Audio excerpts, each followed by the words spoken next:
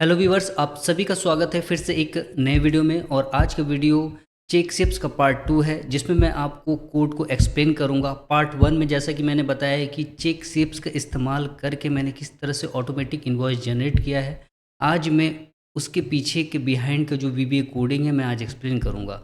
तो दोस्तों, मेरा नाम है सौमित्र देवनाथ और आप सभी का स्वागत है मेरे चैनल ग्रो योर नॉलेज में, जिसमें मैं आपके लिए वीबीए कोडिंग से रिलेटेड वीडियोस लेके आता हूं। अगर आप मेरे चैनल में विज़िट करेंगे तो आपको पता चल जाएगा कि मैं बेसिकली एक्स से रिलेटेड वीडियोस बनाता हूं, जिसमें आपको गेम से रिलेटेड वीडियोस मिल जाएंगे, एक्सपेरिमेंटल वीडियोस, सॉफ्टवेयर से रिलेटेड वीडियोस और बहुत सारे एक्सपेरिमेंटल और नॉलेजेबल वीडियोस भी मिल जाएंगे। साथ ही उनसे रिलेटेड जो एक्सेल फाइल एक्सरसाइज के तौर पे मैंने एक्सेल फाइल जो है मैक्सिमम वीडियोस के डिस्क्रिप्शन में मैं लिंक के तौर पे मैंने दिया हुआ है। आप जाके एक बार वहाँ से फ्रीली फ़ाइलों को डाउनलोड करके इस्तेमाल कर सकते हैं और अपनी नॉलेज को ग्रो कर सकते हैं। तो फ़िलहाल आज की वीडियो को देरी न करते हुए चलिए स्टार्ट करते हैं। दोस्तों, स्क्रीन पे जो आप इंटरफेस देख पा रहे हैं, ये एक एक्सेल फाइल में बना हुआ एक छोटा सा चूज़ नाम का मॉड्यूल है, जिसके थ्रू मैं ऑटोमेटिक इनवॉइस जनरेट कर रहा हूँ। जैसे कि मैंने पार्ट 1 में बताया है, फिर भी एक डेमो के तौर पे मैं आपको दिखा दूँ कि यहाँ पे मैं चेक शेप्स का इस्तेमाल करके ओके बटन प्रेस करते हुए आपका ऑटोमेटिक आइटम जो है आपके इनवॉइस में सेलेक्ट हो जा रहे हैं और ऑटोमेटिक इनवॉइस जनरेट हो रहे हैं। और ये हम रिफ्रेश भी कर सकते हैं इसे। कोई भी आइटम हम चूज़ करेंगे वो ऑटोमेटिक इनवॉइस जनरेट होगा। ठीक है। तो पार्ट 1 में मैंने इसे क्लियर तौर पे एक्सप्लेन किया हुआ है। आज हम चलते हैं अभी कि कोड इसके पीछे जो कि बिहाइंड की कोडिंग है वो कैसे करेंगे। तो हम सबसे पहले ऑल्ट F11 प्रेस करेंगे, जिसके थ्रू आपका वीवी एडिटर विंडो ओपन हो जाएगा, जिस पे हम कोड लिखेंगे। जैसे कि ऑलरेडी मैंने सब्जेक्ट दे दिया हुआ है, सब रूटीन बोलते हैं एक्चुअली इसे, इनवॉइस एंट्री मैंने सब्जेक्ट दे दिया है। और कोड को हम दो पार्ट में फिनिश करेंगे। सबसे पहले हम क्रिएट यूनिक लिस्ट क्रिएट करेंगे और सेकंड पार्ट में हम जो हमने यूनिक लिस्ट क्रिएट किया है उसे शेप में हमें पुट भी करना है, यानी कि शेप भी क्रिएट करना है। तो ये तो हुआ कोडिंग पार्ट का, लेकिन उससे पहले एक छोटा सा काम करना होगा कि हमें एक छोटा सा मॉड्यूल, यानी कि छोटा सा शेप का मॉड्यूल बनाना होगा। तो मैं ये एक्सपेरिमेंट सीट 2 पे करूँगा अब, है ना? तो सीट 2 में हम करेंगे। तो सबसे पहले हम इंसर्ट करते हैं एक छोटा सा मॉड्यूल के लिए शेप इंसर्ट करते हैं। तो अब मैंने एक छोटा सा शेप इंसर्ट किया, ओके, ठीक है। और नेक्स्ट मैं एक और शेप इंसर्ट करता हूँ जो कि है स्क्वायर शेप। ठीक है, स्क्वायर शेप को थोड़ा छोटा ले लेते हैं, जो कि मेरा चेक के लिए रहेगा, चेक अनचेक करने के लिए रहेगा। देन इसे ही मैं कॉपी करके पेस्ट कर देता हूँ। ठीक है, और इसे साइड में ले लेते हैं। ठीक है, और इसके साइज को थोड़ा सा, लेंथ को बढ़ा देते हैं और इसे मैं थोड़ा चेंज करूँगा। इस शेप को मैं चेंज करूँगा इस शेप से। ओके, ठीक है। और सभी को मैं सेलेक्ट करके इसे थोड़ा सा फॉर्मेटिंग कर लेते हैं। फॉर्मेटिंग यानी थोड़ा ग्राफिकल मोड दे देते हैं। शेप्स में आते हैं, प्रेजेंट में आते हैं, इसे थोड़ा सा हम, है ना, बॉर्डर दे देते हैं। और इसे हम फील जो है वाइट करेंगे, जिसमें कि हम आइटम लिखेंगे तो वो वाइट रहेगा। ठीक है, इसके लेंथ को थोड़ा सा बढ़ा देते हैं। ओके, ठीक है। चेक वाले बॉक्स को थोड़ा सा और आगे बढ़ा देते हैं। ओके, ठीक है। ओके, और इसे मैं कॉपी करके हेडिंग के लिए मैं एक चूज़ नाम का हेडिंग के लिए मैं इसे लिख लेता हूँ। जैसे कि टेक्स्ट में इस इंसर्ट कर लेता हूँ, चूज़, कंट्रोल ऑल करके फॉन्ट के साइज को थोड़ा सा बोल्ड करते हैं, थोड़ा सा साइज को बढ़ा देते हैं। ठीक है, ओके, ठीक है। उसी तरह से मैं इसे अब नीचे ले लेता हूँ, जो कि ओके बटन के लिए रहेगा। ठीक है, इसे मैं ओके लिख लेता हूँ। ओके, ओके, और सभी शेप को मैं सेलेक्ट करके इसे मैं ग्रुप कर देता हूँ। ओके, ठीक है। Tab, okay, fine. तो इस तरह से मैंने एक छोटा सा मॉड्यूल क्रिएट कर लिया है। अब रह गया है कि इसमें नेम को रीनेम करना। जैसे कि जो अंदर का जो फ्रेम है, बैक एंड का जो फ्रेम है, उसका नाम मैं फ्रेम दे देता हूँ, फ्रेम दे देते हैं। ओके। और ये जो चेक है, इसका नाम दे देता हूँ मैं फॉल्स वन। क्यों दे रहा हूँ मैं, इसे मैं आगे आपको बताऊँगा।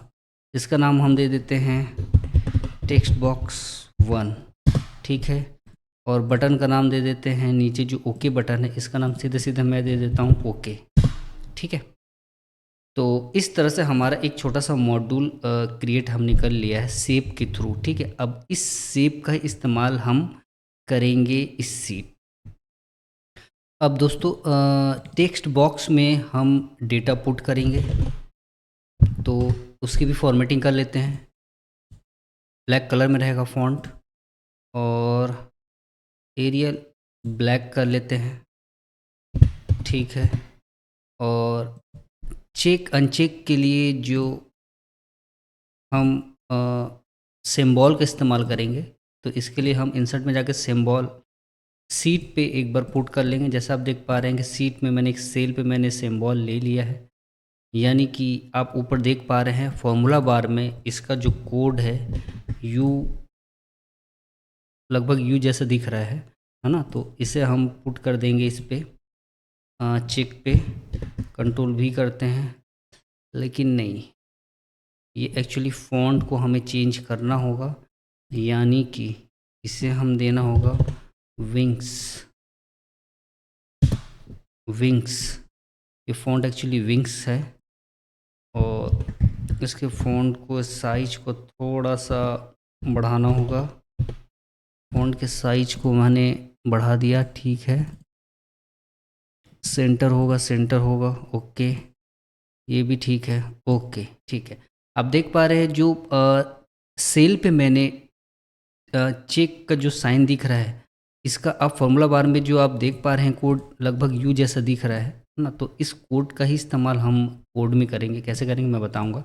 अभी तो फ़िलहाल हमने फॉर्मेटिंग कर लिया है अपनी मॉड्यूल का, ठीक है। अब हम इस पे डेटा ले लेते हैं। फ़िलहाल तो मैं पुराना डेटा ही कॉपी करके इसी डेटा पे हम एक्सपेरिमेंट करेंगे, तो इसी डेटा को मैं इसमें पेस्ट कर देता हूँ, ओके। ये मॉड्यूल को मैं क्लोज़ कर देता हूँ, ओके।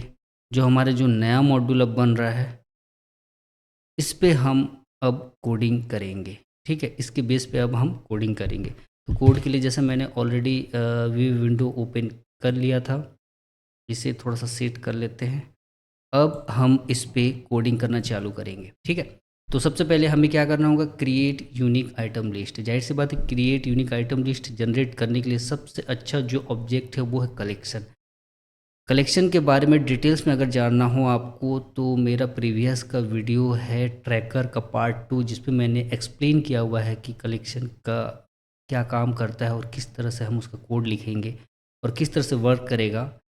तो उसके बारे में मैंने एक्सप्लेन किया है। तो इसमें मैं सीधा कोड ही लिखूँगा। तो सबसे पहले सेट यू लिस्ट कर देता हूँ, U list is equal to new collection, okay, new collection, okay. For each U list in range. Range क्या है, हमारा जो रेंज रहेगा ये एक्चुअली एक्टिव सीट का रेंज ले लेते हैं, active sheet dot range.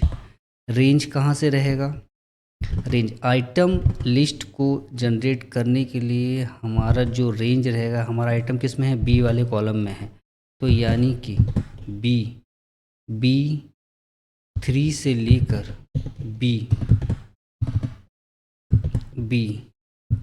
B को मैं यहाँ पे स्टॉप करूँगा, एंड का साइन लगाऊँगा, और इस पे B3 से लेकर end excel down dot row से लूँगा, ठीक है। और हम नेक्स्ट ले लेते हैं, ठीक है। अब इसके अंदर मैं लिखूँगा you list, sorry you list यहाँ पे नहीं होगा, यहाँ पे सेल होगा। हमें एक कोई भी वेरिएबल मैं ले सकता हूँ, जनरली मैं सेल लेता हूँ, तो सेल ले लेते हैं, ठीक है। ये एक वेरिएबल है, ठीक है। अब यू लिस्ट में ऐड करूँगा मैं सेल की वैल्यू को, और मैं एक कीवर्ड दूंगा, वो रहेगा सेल वैल्यू। ठीक है, cell value, cell dot value, okay, cell dot value, okay.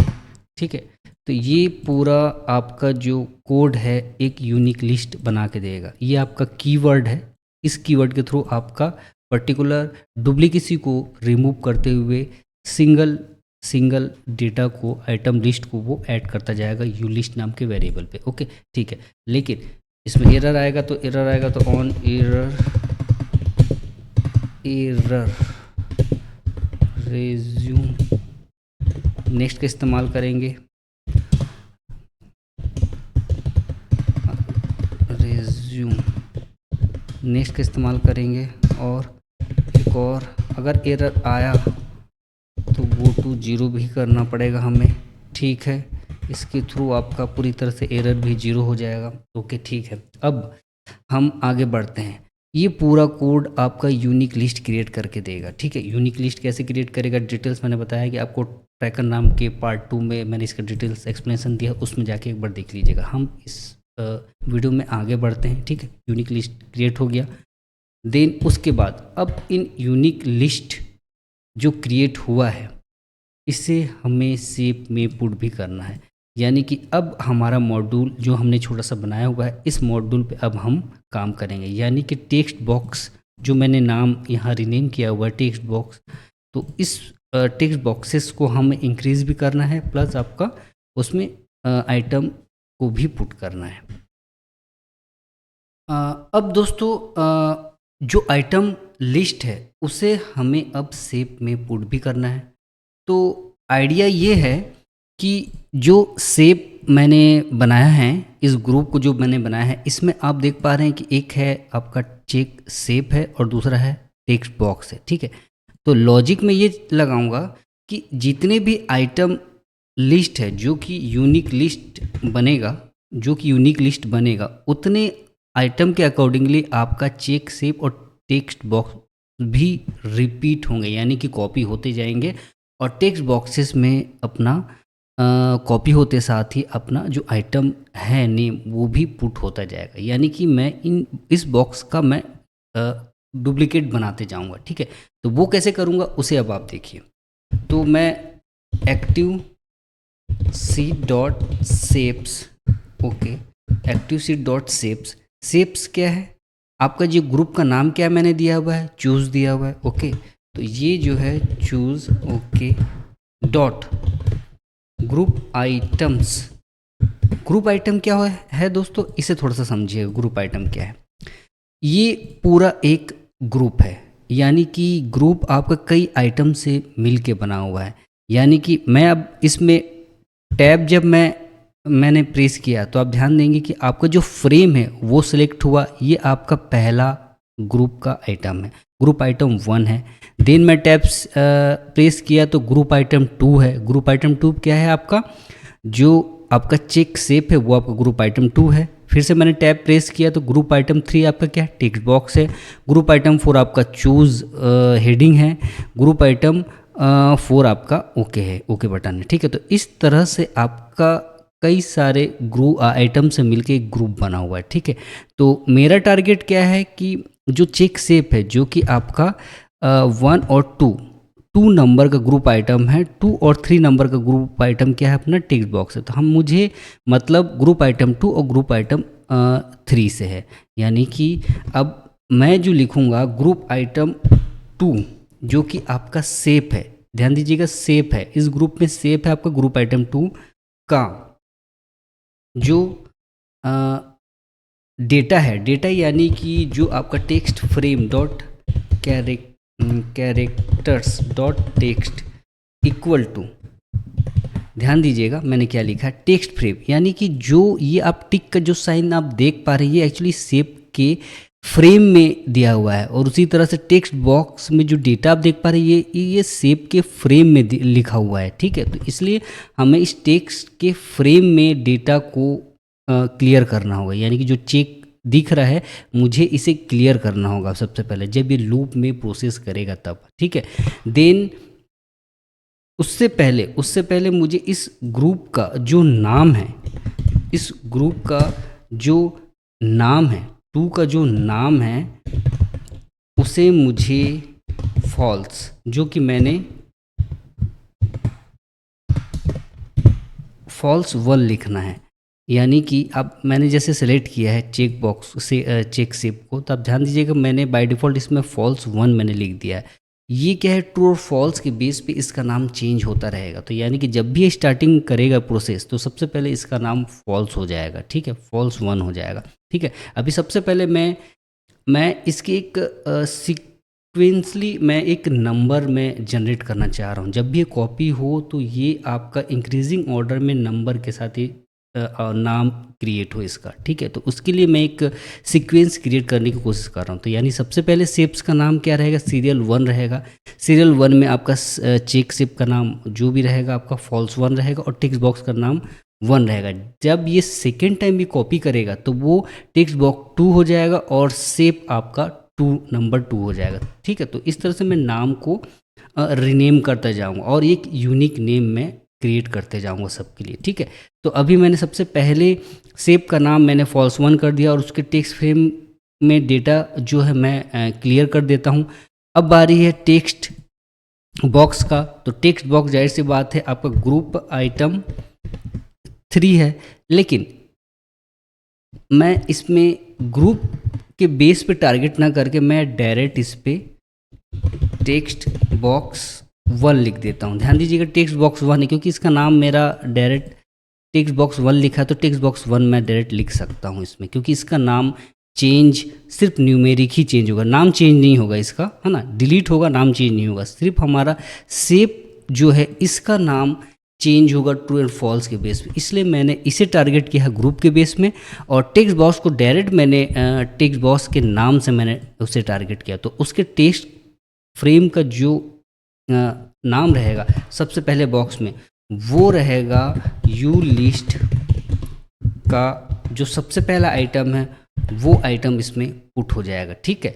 अब बारी आती है सेकंड आपका, जो मैं इस पे कॉपी करूँगा, तो सेकंड आपका जो शेप रहेगा इस पे हम क्या करेंगे उसे अब ध्यान दीजिएगा। इसे अब हम लूप पे चलाएंगे। लूप में क्या रहेगा, इक्वल टू टू से रहेगा, टू से क्या रहेगा, यू लिस्ट डॉट काउंट।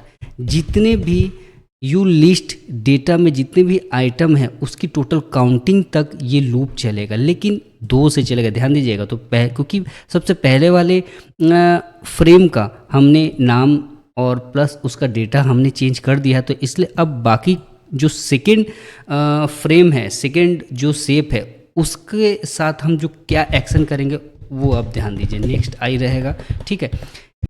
अब दोस्तों इस लूप के साथ अब हमें जो लूप है वो टू से लेकर यूनिक लिस्ट में टोटल जितने भी आइटम हो गए टोटल काउंटिंग तक ये चलेगा। यानी कि अब मैं जो यूनिक आइटम जो सेकेंड है उसे मैं अब सेकेंड शेप में पुट करूँगा। यानी सेकेंड शेप कैसे होगा, सेकेंड शेप को मुझे अब डुप्लीकेट बनाना होगा। वो कैसे होगा वो अब देखिए आप। यहाँ पे मैं विथ स्टेटमेंट का इस्तेमाल करूँगा, with active sheet dot shapes. Shapes क्या है, शेप्स हमारा है चूज़, ओके, चूज़ शेप्स है, ठीक है। एंड विथ कर देते हैं, ओके। इसे थोड़ा गैप कर देते हैं। यहाँ पे एक्टिव शेप में जो चूज नाम का शेप है हम इसके साथ चलेंगे। क्या चलेंगे, यहाँ पर भी मैं विथ स्टेटमेंट का इस्तेमाल करूँगा, विथ डॉट। डॉट से मतलब ये है कि active shape dot shape choose के बाद क्या रहेगा, चूज में हमारा ग्रुप आइटम्स, जैसे मैंने बताया ग्रुप आइटम 2 हमारा क्या है, चेक शेप है। Group item 2 dot duplicate, okay. इसे मैं एंड डिप के साथ क्लोज करता हूं, okay. Group item 2 dot duplicate, है ना। उसी तरह से हमारा सेम चीज हमारा रहेगा ग्रुप आइटम 3 क्या है हमारा, ग्रुप आइटम 3 हमारा है टेक्स्ट बॉक्स। ग्रुप आइटम 2 क्या है हमारा शेप। चेक शेप है। ओके, तो 2 हमारा डुप्लीकेट होगा। डुप्लीकेट होने के बाद इसका टॉप पोजीशन, लेफ्ट पोजीशन और डॉट नेम, ठीक है, ये हमें सेट करना होगा। ठीक है, उसी तरह से हमारा ग्रुप आइटम 3 का भी सेट करना है। तो सबसे पहले हम ग्रुप आइटम 2 के साथ चलते हैं। तो इसका जो टॉप पोजीशन है वो कैसे सेट करेंगे, वो सेट होगा अपना, ध्यान दीजिएगा मैं क्या लिख रहा हूँ यहाँ पे, active sheet dot shapes. Shapes क्या है, active sheet dot shapes false. False मैंने लिखा था, फॉल्स 1 है, यानी कि फॉल्स को मैं क्लोज करके इसे मैं ज्वाइंट करूंगा आई की वैल्यू के साथ, यानी कि आई की वैल्यू अभी 2 है, लेकिन मुझे तो डुप्लीकेट बनाना है। किसका डुप्लीकेट बनाना है, फॉल्स 1 का डुप्लीकेट बनाना है, यानी कि -1 अगर करता हूं तो ये फॉल्स 1 यानी फॉल्स 1 को टारगेट करेगा। फॉल्स 1 के अकॉर्डिंगली जो उसकी टॉप पोजीशन है, इसका जो टॉप पोजीशन प्लस मैं इसके विड्थ को भी मैं लूँगा, top plus width, top plus height. ध्यान दीजिएगा यहाँ पे मैंने टॉप पोजीशन कैसे सेट किया है, फॉल्स 2 का, फॉल्स 2 है ना, फॉल्स 2 का कैसे सेट किया है यहाँ पे, फॉल्स 2 यानी कि यहाँ मैं इसका नाम डायरेक्ट दे देता हूँ, Ctrl+C equal to Ctrl+V, sorry dot name जो रहेगा वो रहेगा फॉल्स एंड आई के साथ मैं ज्वाइन करूँगा, इसका नाम फॉल्स 2 हो जाएगा। और फॉल्स 2 जो है, जो डुप्लीकेट बना, उसका जो टॉप पोजीशन रहेगा वो फॉल्स 1 यानी कि पहले शेप के टॉप प्लस उसकी चौड़ाई दोनों ऐड होने के बाद आपका जस्ट उस शेप के नीचे आपका सेकंड शेप ऐड होगा। ठीक है, सेम उसी तरह से मेरा लेफ्ट पोजीशन भी सेट होगा, फॉल्स 1 का लेफ्ट पोजीशन। ठीक है, ध्यान दीजिएगा, फिर से मैं इसे समझा रहा हूँ आपको, है ना। टॉप पोजीशन कैसे सेट होगा, जाहिर सी बात है जो सबसे पहला शेप है उसका जो टॉप पोजीशन है प्लस उसका विड्थ, चौड़ाई, दोनों जब ऐड होगा तो जस्ट सेकंड जो शेप होगा उसके जस्ट उसके नीचे आएगा। तो वही कैलकुलेशन मैंने टॉप के लिए इस्तेमाल किया है। और जाहिर सी बात है लेफ्ट पोजीशन, आपका जो पहला जो शेप है उसके लेफ्ट पोजीशन के अकॉर्डिंगली आपका नीचे का शेप भी रहेगा, तो वो मैंने लेफ्ट पोजीशन ले लिया। और जो डुप्लीकेट बना है उसका नेम फॉल्स 2 होगा, जाहिर सी बात है एक सीक्वेंस हमारा बनते जाएगा, 1 2 फॉल्स 1 फॉल्स 2 फॉल्स 3, ऐसे हमारा रिपीटली बनते जाएगा। कब तक बनेगा, जितने आइटम हमारे रहेंगे उतने शेप प्लस टेक्स्ट बॉक्स भी बनेंगे। तो यानी कि टेक्स्ट बॉक्स के लिए भी सेम रूल अप्लाई होगा, जो मैंने ऊपर कॉपी किया उसे मैं यहाँ पेस्ट करता हूँ। जस्ट फॉल्स की जगह पे टेक्स्ट बॉक्स मुझे लिखना होगा। क्यों लिखना होगा, क्योंकि मैं यहाँ पे जो टेक्स्ट बॉक्स 1 मैंने लिखा है सेम नाम को मैं यहाँ पे लिख रहा हूँ टेक्स्ट बॉक्स को। कॉपी करते हैं इसको, फॉल्स की जगह पे टेक्स्ट बॉक्स रहेगा, यहाँ पे टेक्स्ट बॉक्स रहेगा और यहाँ पे भी टेक्स्ट बॉक्स रहेगा। ठीक है, नेम रहेगा और टेक्स्ट बॉक्स के साथ, सॉरी टेक्स्ट बॉक्स के साथ जो डॉट नेम है, नेम तो रहेगा प्लस इस पे टेक्स्ट फ्रेम में वैल्यू भी हमें पुट करना है। तो एक मिनट मैं इसे थोड़ा देख लेता हूँ, इसे क्या लिखना है, टेक्स्ट फ्रेम में वैल्यू भी हमें पुट करना है, जाहिर सी बात है। तो जो डुप्लीकेट बना है उसका text frame dot characters dot text equal to क्या रहेगा, यू लिस्ट हम आई के साथ जाएंगे। ठीक है, तो इस तरह से उसके टेक्स्ट फ्रेम में हमारे यू लिस्ट की वैल्यू भी हमें पुट करते जाना है। तो इस तरह से आपका ग्रुप आइटम 2 जो कि चेक शेप है ये डुप्लीकेट बनते जाएगा, टॉप और लेफ्ट पोजीशन सेट होगा, नाम सेट हो जाएगा। और उसी तरह से ग्रुप आइटम 3 जो कि हमारा टेक्स्ट बॉक्स है वो भी आपका डुप्लीकेट बनता जाएगा, टॉप लेफ्ट पोजीशन और नाम होने के साथ साथ उसमें डायरेक्ट हमारा यूनिक जो लिस्ट आइटम है वो भी पुट होता जाएगा। तो ये लूप के साथ एक कंप्लीट पूरी तरह से शेप बनता जाएगा। ठीक है, यहाँ तक तो ठीक है, लेकिन अभी हमारा जो बच गया है टेक्स्ट फ्रेम, और टेक्स्ट फ्रेम के साइज को भी हमें सेट करना होगा जो कि टेक्स्ट बॉक्स की हाइट के अकॉर्डिंगली रहेगा। तो उसे कैसे करेंगे, तो टेक्स्ट फ्रेम के हाइट को सेट करने के लिए हमें लिखना होगा active sheet dot shapes, active sheet dot shapes. Shapes क्या है? फ्रेम, फ्रेम, फ्रेम है। ध्यान दीजिएगा, जो हमारा फ्रेम है इसका नाम फ्रेम लिखा हुआ है, तो डायरेक्ट हम उस फ्रेम वाले शेप को टारगेट कर सकते हैं। फ्रेम डॉट हाइट, हमें उसकी हाइट को सेट करना है। हाइट किसके अकॉर्डिंगली रहेगा? हाइट रहेगा आपका चेक बॉक्स के हाइट के अकॉर्डिंगली, यानी कि ये जो एक्टिव सीट डॉट शेप है -1 डॉट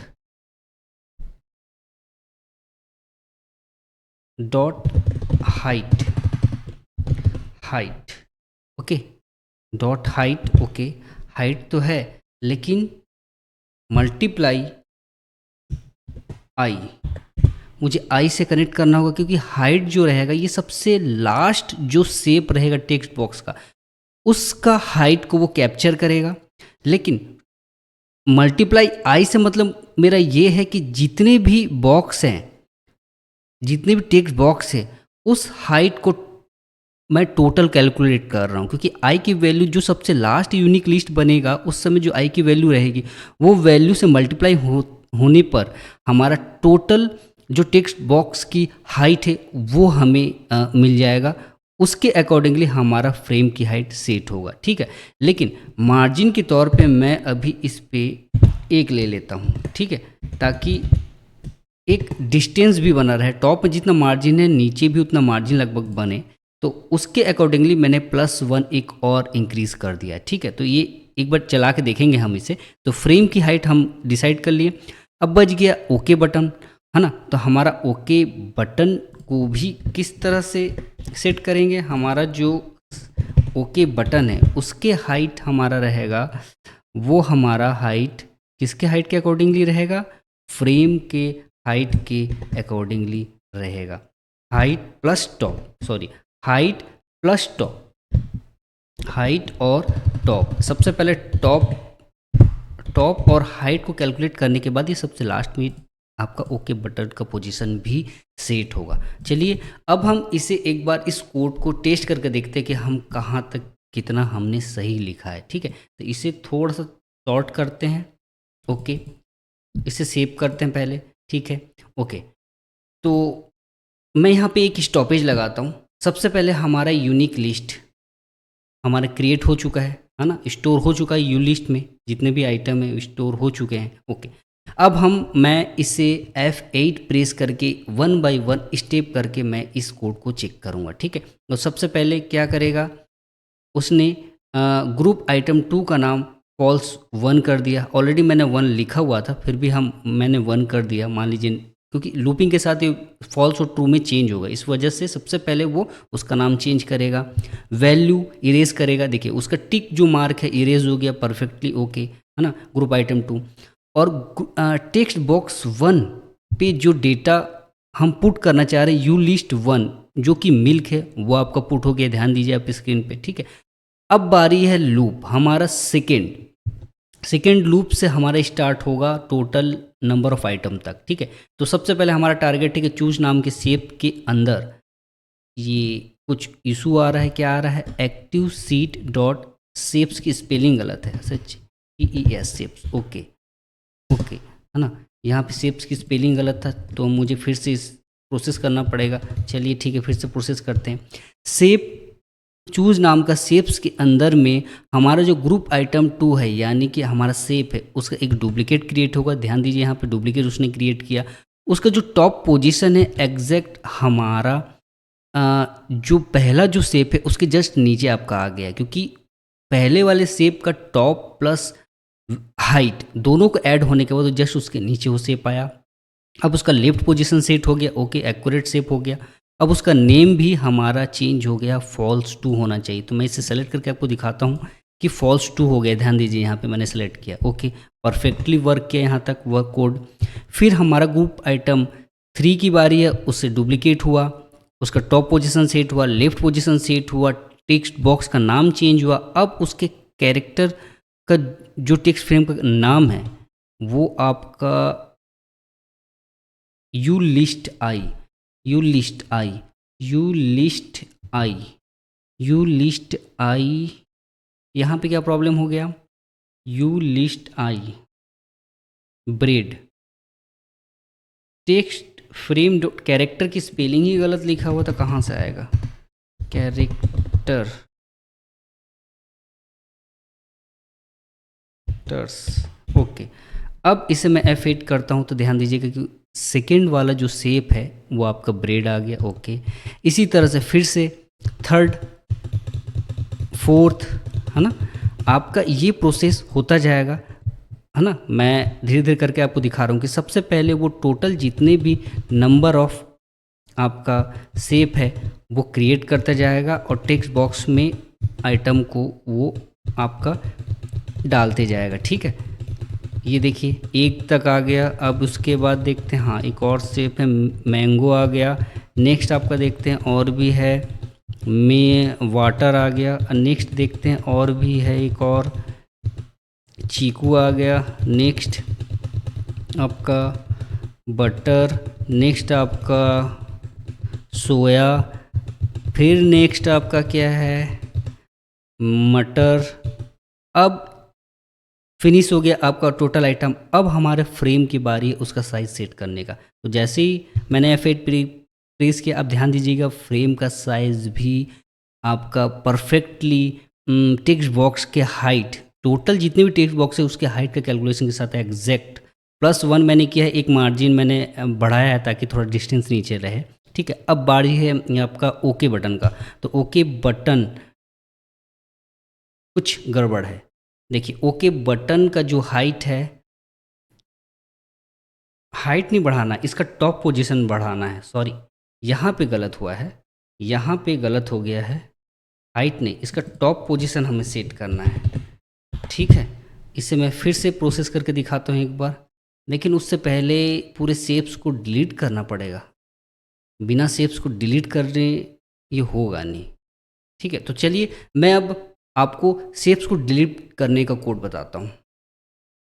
तो चलिए अब शेप्स को डिलीट करने का भी कोड लिख लेते हैं। तो सब शेप्स डिल, ठीक है। तो हमें शेप्स को डिलीट करना है। तो कौन से शेप्स को डिलीट करना है? जाहिर सी बात है जो हमने डुप्लीकेट बनाया है। सबसे पहला जो शेप है इसे छोड़ के हमारा बाकी के जो शेप है, check shapes plus check box ticks boxes, उसे डिलीट करना है। यानी कि हमें 2 से फॉर आई की वैल्यू ले लेते हैं, i = 2 से active sheet dot shapes, shapes किस में, शेप से चूज वाले शेप्स में, dot group items dot count. ध्यान दीजिएगा यहाँ पे मैंने एक लूप चलाया है जो कि 2 से लेकर एक्टिव सीट पे जो चूज नाम का शेप है उसमें जितने भी ग्रुप जितने भी आइटम है उतने तक वो चलेगा, है ना। यानी कि आइटम टू आइटम वो ट्रैक करेगा। क्या ट्रैक करेगा? वो ट्रैक करेगा कि एक्टिव सीट डॉट शेप्स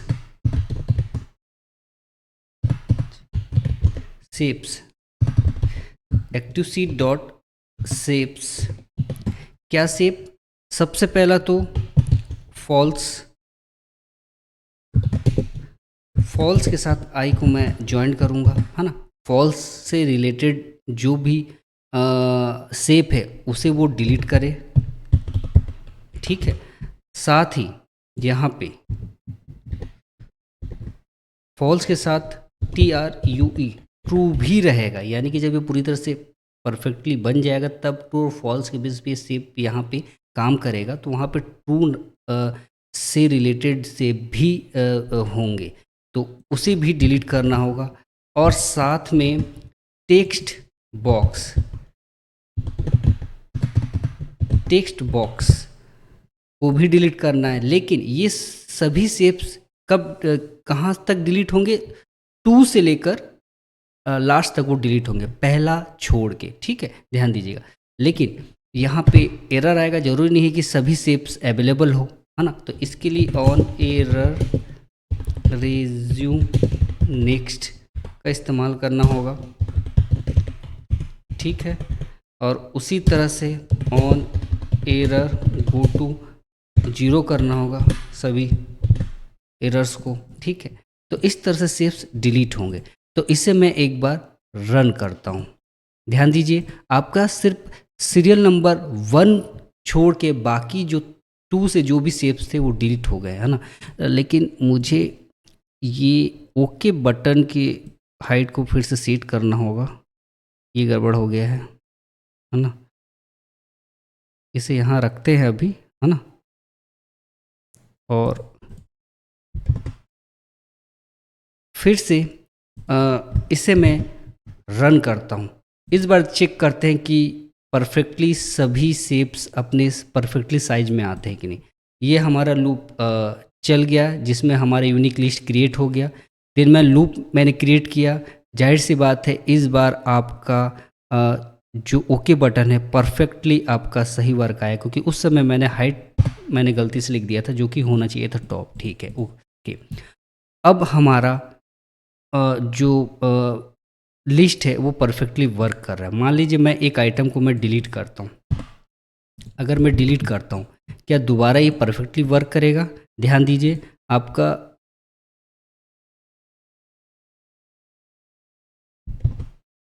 मटर, लेकिन ये डिलीट हुआ नहीं, क्यों नहीं हुआ, इसे चेक करते हैं एक बार। टेक्स्ट बॉक्स 17, इसे मैं अगर डिलीट करता हूँ, लेकिन टेक्स्ट बॉक्स 17 क्यों नहीं डिलीट हुआ? चूज ग्रुप आइटम, एक बार मैं एंट्री करके देखता हूँ दोस्तों। मटर, ओके, M17 मटर kg 120 kg, ओके। मान लीजिए मैं अगर इसे, हाँ ये इंक्रीज तो हुआ, फिर ये, अच्छा डिलीट का अभी मैंने किया नहीं है, ओके, डिलीट का अभी मैंने किया नहीं है। एक मिनट,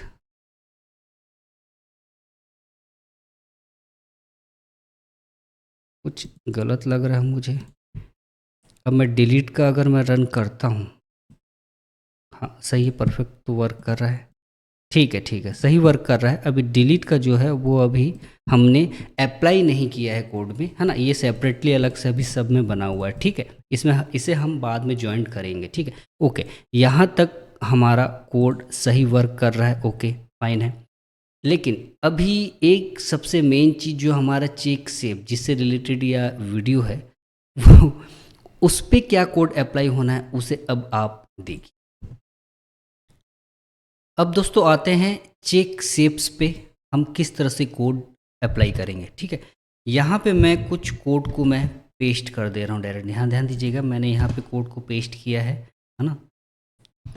इस कोड को मैं अब आपको समझाऊंगा, ठीक है।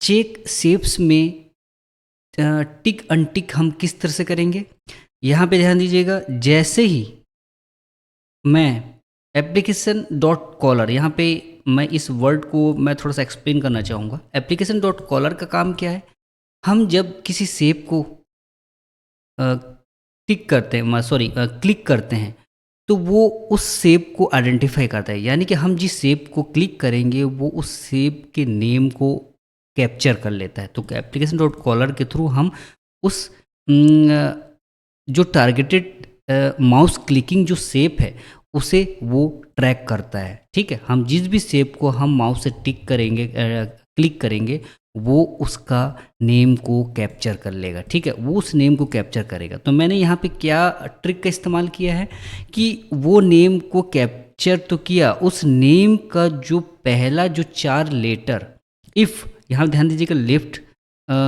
मैंने फॉर्मूला का इस्तेमाल किया है। लेफ्ट में से मैंने 4 कैरेक्टर को पिक किया है, अगर वो इक्वल है फॉल्स के, है ना, जाहिर सी बात है फॉल्स ट्रू के बेस पे काम करेगा, तो फॉल्स के बराबर अगर है तो वो उस शेप के टेक्स्ट फ्रेम में टिक कर दे, है ना। ध्यान दीजिएगा यहाँ पे जो सिंबल है वो एग्जैक्ट आपका जो मैंने सिंबल का जो कोड है वो कोड का मैंने यहाँ पे पेस्ट कर दिया है, ठीक है, वो पेस्ट कर दिया। तो ये जब हमारा शेप में जाएगा तो वो एक टिक की तरह विजिबल होगा, ठीक है। तो जब वो फॉल्स के अकॉर्डिंगली रहेगा तो वो उस शेप के टेक्स्ट फ्रेम में टिक कर देगा और उस शेप के नाम को वो ट्रू कर देगा, ठीक है। जैसे ही वो टिक हुआ तो वो शेप का नाम को ट्रू कर देगा।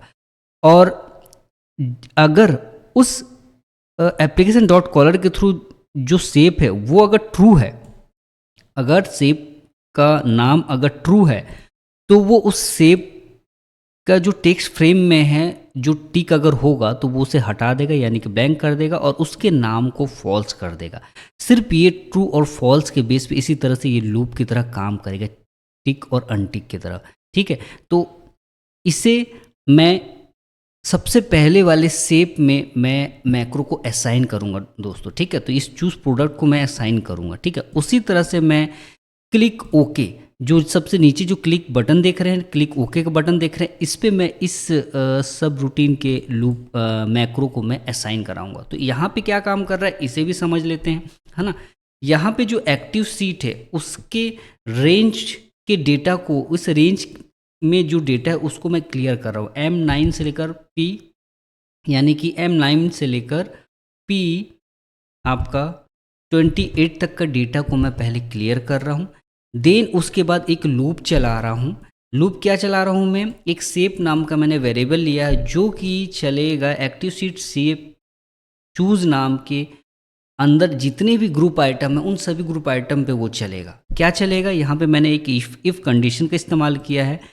वो चलेगा अगर शेप का नाम लाइक एक ऑपरेटर का मैंने इस्तेमाल किया है, अगर शेप का नाम ट्रू है, ट्रू के साथ मैंने स्टार को भी अटैच किया है, यानी कि जो भी वर्ड रहेगा, शेप का नाम जो भी रहेगा उसका फर्स्ट 4 लेटर अगर ट्रू है तो वो आगे के कमांड को वो प्रोसेस करेगा, यानी कि वो फाइंड आइटम पहले करेगा। फाइंड आइटम क्या करेगा, फाइंड आइटम में मैंने मैच फंक्शन का इस्तेमाल किया है जिसमें कि उस शेप के नाम को, नाम के बगल में जो टेक्स्ट बॉक्स है, शेप के नाम के जो मैंने टिक किया उसके बगल में जो टेक्स्ट बॉक्स है उसे हम आइडेंटिफाई करेंगे। वो आइडेंटिफाई होने के बाद वो फाइंड आइटम वेरिएबल में वो पुट हो जाएगा वो डेटा। और उसके बाद ब्लैंक रो, ब्लैंक रो क्या है, हमारा जो इन्वॉइस है, इन्वॉइस के एम में जहाँ पर एम कॉलम में जो भी ब्लैंक रो है, यानी कि हमारा डेटा पुट होता जाएगा और जो भी ब्लैंक रो रहेगा उस ब्लैंक रो में वो डेटा यानी कि वो जो आइटम है, जो फाइंड हुआ आइटम है उसका पूरा डिटेल्स पूरी तरह से पेस्ट हो जाएगा। यहाँ पे थोड़ा सा समझिएगा, सिंपल सा है, ज़्यादा कॉम्प्लिकेटेड नहीं है। उस शेप के नाम के बगल में जो टेक्स्ट बॉक्स है उस पे जो डेटा है उसे फाइंड करेगा, फाइंड करके उसे फाइंड आइटम में डाल देगा, वो आइटम नेम, और उस आइटम नेम को हम कॉपी करेंगे। कहाँ से कॉपी करेंगे, हमारा बी वाले कॉलम से हम कॉपी करेंगे, है ना। बी वाले कॉलम में हम उसे कॉपी करेंगे और उसे हम जो ब्लैंक रो हमारा फाइंड आउट हुआ है हमारा एम रो कॉलम में, वहाँ पे हम पेस्ट कर देंगे। सिंपल सा है। और उसी तरह से ऊपर का जैसे मैंने बताया कि टिक अनटिक के लिए मैंने फॉल्स और ट्रू को ट्रैक किया है, उस वर्ड को मैंने ट्रैक किया है कि उस शेप का एक्चुअल में नाम ट्रू है कि फॉल्स है। अगर फॉल्स है तो वो उसका नाम को ट्रू कर देगा और उसमें टिक का मार्क करेगा, अगर वो ट्रू है तो उसके नाम को वो फॉल्स करेगा और टिक के मार्क को हटा देगा। बस सिंपल सा ये है। तो मैं ये दोनों मैक्रो को मैं असाइन करके आपको दिखाता हूँ। तो सबसे पहले मैं इन शेप्स को पहले मैं डिलीट कर देता हूँ, ओके। तो जो हमारा शेप टिक वाला जो शेप है उस पर मैं मैक्रो असाइन करता हूँ। मैक्रो असाइन करेंगे कौन सा वाला, हमारे पास जो है हम चूज़ प्रोडक्ट, ये वाला हम असाइन करेंगे चूज़ प्रोडक्ट। और ओके बटन में कौन सा वाला हम असाइन करेंगे मैक्रो, इसमें हम मैक्रो को असाइन करेंगे क्लिक ओके। ठीक है, ओके, ठीक है। अब अब मैं इसे रन करता हूँ, लेकिन रन करने के लिए मैं इसमें डबल क्लिकिंग के थ्रू मैं प्रोसेस करूँगा। हम इसमें बिफोर डबल क्लिकिंग फंक्शन का इस्तेमाल करेंगे। उसे इस्तेमाल करने के लिए आप ध्यान दीजिएगा कि दिस वर्कबुक में आप जब जाएंगे, यहाँ पे टॉप में आपको वर्कबुक सेलेक्ट करना पड़ेगा। एक जनरल और एक वर्कबुक है, तो मैं वर्कबुक को सेलेक्ट करूँगा और उसके बाद फिर राइट साइड में आपको सीट बिफोर डबल क्लिकिंग का ऑप्शन मिलेगा, जिसे कि मैंने ऑलरेडी सेलेक्ट कर लिया है। उसके बाद मैंने अपना जो दो मैक्रो है उसे मैंने कॉल किया हुआ है, ठीक है। और उससे पहले मैंने एक्टिव सी डॉट रेंज, यानी कि एक्टिव सी डॉट रेंज जो कि अपना इन्वॉइस का एरिया है उसे मैंने पहले क्लियर किया है। देन उसके बाद मैंने इसे कॉल किया है CF डेल और इन्वॉइस एंट्री, ठीक है। जैसे ही मैं इस सीट पे डबल क्लिक करूँगा, ये रिफ्रेश होगा आपका मॉड्यूल, जो कि चूज नाम का है। मॉड्यूल रिफ्रेश होगा। रिफ्रेश क्यों होगा? मान लीजिए आपका कोई आइटम फिनिश हो गया है, मैंने डबल क्लिक किया तो वो आइटम आपका अपडेट हुआ है, वो आपका आइटम मॉड्यूल में अपडेट हुआ है। और अगर कुछ नया आइटम आपका आता है, जैसे मान लीजिए फिर से मैं मटर लिखता हूँ, कुछ अगर नया आइटम आता है आपका केजी में है 120 और डबल क्लिक मैंने जैसे किया तो वो आइटम आपका इस मॉड्यूल में ऐड भी हो गया, ताकि हम उसे टिक करके ओके करके हम इनवॉइस बना सके। देखिए मटर भी आपका आ गया। मान लीजिए मटर को हटाना है तो मैं अनचिक कर लिया और ओके किया, वो मटर हट गया। उसके बदले में मैं अगर ब्रेड ऐड करना चाहता हूँ तो आपका ब्रेड ऐड हो गया। देखिए इसी तरह से ऑटोमेटिक आपका इनवॉइस ये जनरेट होगा। बस आप दिस वर्कबुक में आप double clicking, before double clicking के थ्रू मैं इसे रिफ्रेश करता हूँ, ताकि मैं फास्टली नया इनवॉइस जनरेट कर सकूं, ठीक है। तो आई होप दोस्तों आपको ये पूरा कोड अच्छे से समझ आ गया होगा। सिंपल सा कोड है, बस थोड़ा सा समझना भर है। ट्रिक के बेस पे ये काम किया हुआ है, ताकि आप ऑटोमेटिक जनरेट कर सकें इनवॉइस को। और ऑटोमेटिक जनरेट यानी कि इसके लिए कोई ज़्यादा कॉम्प्लिकेटेड नहीं है ये। अगर आपके यहाँ स्टाफ अगर नॉर्मली अन एक्सपीरियंस है तो भी वो इस मॉड्यूल को इजीली तरीके से इस्तेमाल करके आपके लिए इनवॉइस जनरेट कर सकते हैं। तो आई होप आपको आज का वीडियो पसंद आया दोस्तों, और ये कोड आपके लिए बेनिफिट रहा होगा। और अगर आपके लिए बेनिफिट रहा तो प्लीज़ दोस्तों लाइक शेयर के साथ साथ सब्सक्राइब जरूर कर दीजिएगा, ताकि मुझे मोटिवेशन मिल सके कुछ और नया करने का, कुछ और नया तरीके का कोड इम्प्लीमेंट करने का, कुछ और नए आइडियाज़ आपके साथ शेयर कर सकूं। तो बने रहिएगा मेरे वीडियोस में और सब्सक्राइब करना ज़रूर दोस्तों, ठीक है। तो आप खुश रहिए, अपने आसपास के लोगों को खुश रखिए। धन्यवाद।